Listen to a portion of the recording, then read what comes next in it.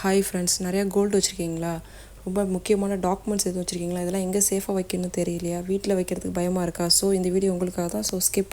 அது வந்து gold locker தான். கோல்டு லாக்கர் வந்து ஒரு சேஃப் டெபாசிட் லாக்கர் என்பது வங்கியில் கொடுக்கக்கூடிய ஒரு ஃபெசிலிட்டி.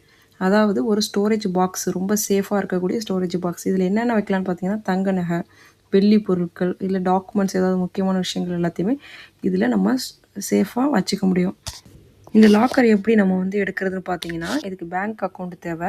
அதுக்கப்புறம் ஒரு அப்ளிகேஷன் ஃபார்ம் ஃபில் பண்ணி கொடுக்கணும். நமக்கு கேஒய்சிக்கு நமக்கு அட்ரஸ் ப்ரூஃப் டாக்குமெண்ட் வேணும்.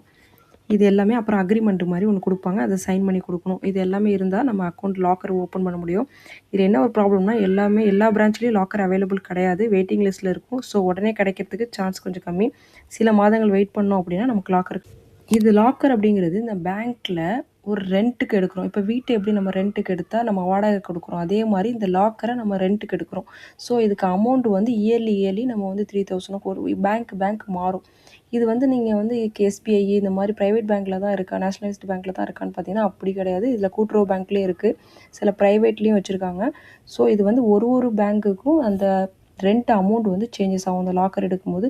அதுக்கப்புறம் செக்யூரிட்டி டெபாசிட் வந்து நீங்கள் பே பண்ணுற மாதிரி இருக்கும். 20,000 எவ்வளோ ஒரு பேங்க்கு ஒரு மாதிரி சேஞ்சஸ் ஆகும். 10,000 இருக்கலாம், 20,000. இது செக்யூரிட்டி டெபாசிட்டை உங்களுக்கு நீங்கள் லாக்கர் க்ளோஸ் பண்ணிட்டீங்கன்னா உங்களுக்கு கொடுத்துருவாங்க. நீங்கள் இது எப்படி ஒர்க் ஆகுதுன்னு பார்த்தீங்கன்னா, நம்மக்கிட்ட 2 கீ இருக்கும். 2 கீனா, ஒரு கீ பேங்க்குக்கு இருக்கும், ஒரு கீ நம்மள்ட்ட கொடுப்பாங்க. பட் ஆனால் இது உள்ளக்க என்ன இருக்குன்னு சொல்லிட்டு பேங்க்கில் இருக்கக்கூடிய ஒர்க்கர்ஸ்க்கு யாருக்கும் தெரியாது. உங்களுக்கு மட்டும்தான் அது தெரியும். இந்த பேங்க்கு கீ, உங்கள்கிட்ட இருக்க கீ, இது 2ம் யூஸ் பண்ணால் தான் அது ஓப்பன் பண்ண முடியும். அதுக்கப்புறம் மெயின் என்னென்னா, இந்த கீ எதுவும் மிஸ் பண்ணிட்டீங்க அப்படின்னா நீங்கள் அதுக்கு ஃபைன் கட்டுற மாதிரி இருக்கும். லாஸ் ஆனாலும் நீங்கள் தான் அதுக்கு பொறுப்பு, பேங்க்கு எந்த வகையிலும் பொறுப்பாகாது. இதில் மெயினாக நம்ம என்ன தெரிஞ்சுக்கணும் அப்படின்னு பார்த்தீங்கன்னா, இந்த கீயை வந்து நீங்கள் ரொம்ப சேஃபாக வச்சுக்கணும், பாதுகாப்பாக வச்சுக்கணும். இந்த கீ மிஸ் ஆனிச்சு அப்படின்னா உங்களுக்கு ப்ராப்ளம், அமௌண்ட் உங்களுக்கு ஃபைன் போடுவாங்க. அதுக்கப்புறம் நிறைய ரூல்ஸ் டாக்குமெண்ட்ஸ் எல்லாம் சைன் பண்ணுற மாதிரி இருக்கும். நாமினி வந்து ஆட் பண்ணி வச்சுக்கிறது ரொம்ப நல்லது.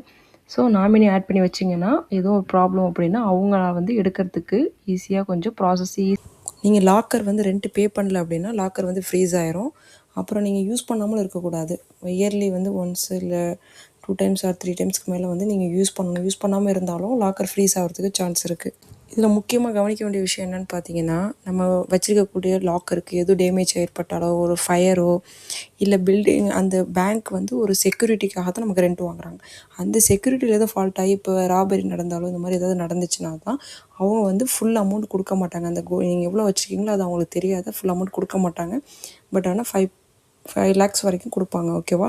அதனால் அதே நீங்கள் பார்த்துங்க. தனியாக நீங்கள் இன்சூரன்ஸ் போட்டால் தான் அது கவர் ஆகும். அது பேங்க்கில் கிடையாது, நீங்கள் தனியாக இன்சூரன்ஸ் கம்பெனியில் தான் நீங்கள் இன்சூரன்ஸ். இன்னொரு விஷயம் என்னென்னு பார்த்தீங்கன்னா, நீங்கள் எப்போதுமே போய் அந்த லாக்கர் ஓப்பன் பண்ண முடியாது. எப்போ ஒர்க்கிங் ஹவர்ஸ் இருக்கோ பேங்க்கு, அப்போ மட்டும்தான் அது போய் யூஸ் பண்ண முடியும், நீங்கள் ஓப்பன் பண்ணி எடுக்க முடியும். நீங்கள் நிறைய கோல்டு வச்சுருக்கீங்க அப்படின்னா இது வந்து ரொம்ப யூஸ்ஃபுல்லாக இருக்கும். ஆனால் நீங்கள் இன்சூரன்ஸ் எடுக்கிறது ரொம்ப முக்கியமான விஷயம். அப்போ தான் அந்த கோல்டு வந்து உங்களுக்கு கவர் ஆகும். அதுவும் நீங்கள் அந்த கோல்டுக்குள்ளே சர்டிஃபிகேட் இருக்கணும், வேல்யூவேஷன் சர்டிஃபிகேட் இருக்கணும், இல்லைனா பில் இருக்கணும், நீங்கள் பர்ச்சேஸ் பண்ணக்கூடிய பில் இருக்கணும். கோல்டு லோன் வந்து இன்சூரன்ஸ் தனியாக இருக்குது, அது நீங்கள் இன்சூரன்ஸ் கம்பெனியில் இருக்கணும். இதை பற்றி உங்களுக்கு ஃபுல் டீட்டெயில்ஸ் வேணும்னா நீங்கள் கமெண்ட் பண்ணுங்கள். நெக்ஸ்ட் வீடியோவில் பார்ப்போம். மறக்காமல் லைஃப் டெக் சேனலை ஷேர் பண்ணுங்கள், லைக் பண்ணுங்கள், சப்ஸ்கிரைப் பண்ணுங்கள்.